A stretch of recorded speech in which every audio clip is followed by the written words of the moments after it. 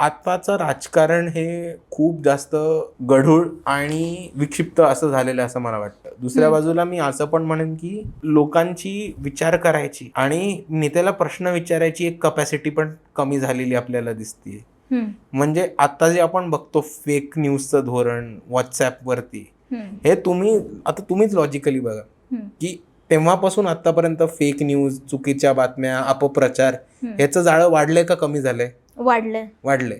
आता तुम्हीच मला विचार करून सांगा, इंटरनेट असताना हे कमी व्हायला पाहिजे होतं का वाढायला पाहिजे होतं? कमी व्हायला पाहिजे होतं. फॅक्ट चेक लगेच आपण करू शकतो. एक्झॅक्टली. ती लोकांची क्षमता कमी झालेली. लोक प्रश्न विचारत नाहीत किंवा व्हॉट्सअपवरती आलं केलं फॉरवर्ड.